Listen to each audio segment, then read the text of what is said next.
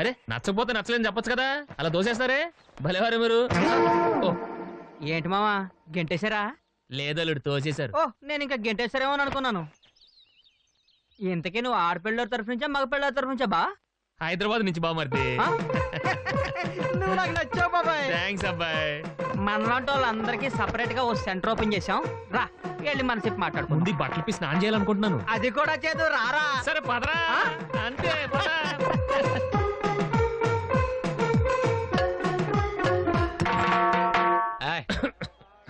ఎవరతను? అవును నువ్వెవరో? పెళ్లి కూతురు తరఫు నుంచి ఇప్పుడే చెప్పాను.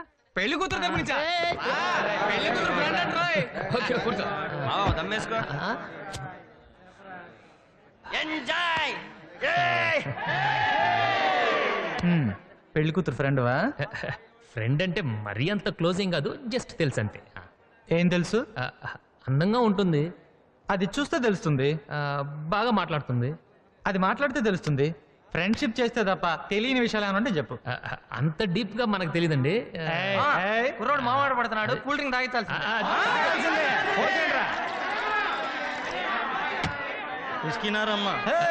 నాకు అలవాటు లేదండి. మనకి చిన్నప్పుడు నడిచే అలవాటు ఉందా? గోడలు పట్టుకుని నేర్చుకుంటాం. ఇది అంతే. బిస్కీ పోసుకోరా. అలవాటు అనేది అవ్వదు మావా, చేసుకోవాలి. సగమ తాగుతాం.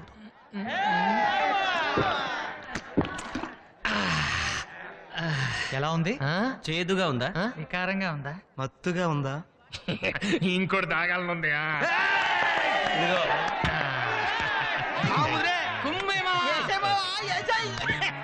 సరే గాని ఇప్పుడు చెప్పు. ఏం చెప్పను? ఆశ గురించి. ఆశ ఆశకి నాకు చిన్న అఫైర్ ఉంది అంతే. కూల్ డ్రింక్ దాకా కూడా అబద్ధం చెప్తాను నేనేమన్నా ఎదవనా? పియానో వాయించి మరీ ప్రేమించాను. ఈ విషయం పెళ్ళికొడికి చెప్పండి, ఫీల్ అవుతాడు. వీడేంటి ఆడిగాడుగా కాబోయే పెళ్ళం గురించి చెప్తే ఈ టెన్షన్ అయిపోతాడేంటి? వాడేరా పెళ్లి కొడుకు.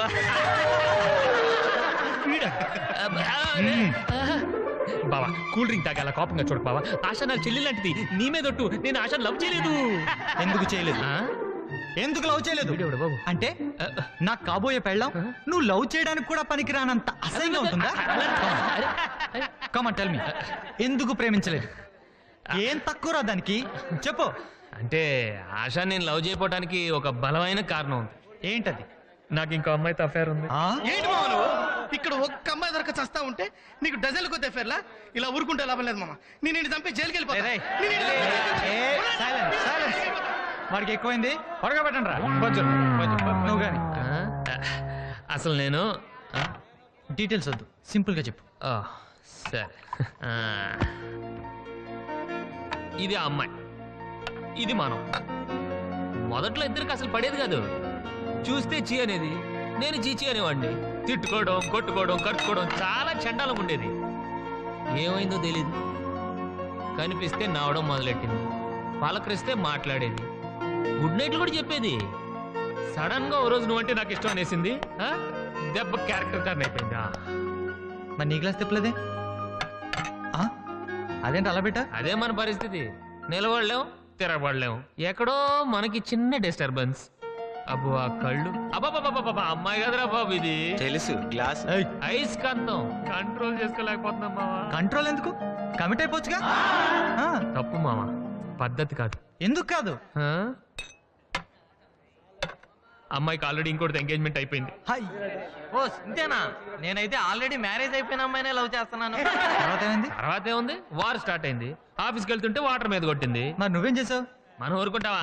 నెక్స్ట్ డే హోటల్కి తీసుకెళ్ళా, అక్కడ ఇడ్లీ ఆర్డర్ ఇచ్చా, ఇక్కడ డెడ్లీ వార్నింగ్ ఇచ్చా. తనేం చేసింది? మీద సాంబార్ పోసింది. నువ్వు ఊరుకున్నావా? లేదు, సర్ఫెట్ ఉతుక్కున్నా. మగాళ్ళ పరువు తీసామా? నీళ్లు పోసిందని తిడితేనే సాంబార్ పోసింది. ఈసారి తిడితే ఏ యాసిడే పోసింది అనుకో, కట్టుకోవడానికి ప్యాంటు, ఉతుక్కోవడానికి నేను ఇద్దరు ఉంటాం. అందుకే ఇంటెలిజెంట్ గా నోరు మూసుకొని బయటకు వచ్చేసి. ఆ అమ్మాయి నీ ఎంత పడుతున్నా పట్టించుకోవట్లేదంటే కొంపదీసి ఫిగర్ బ్యాడా? బ్యాడా?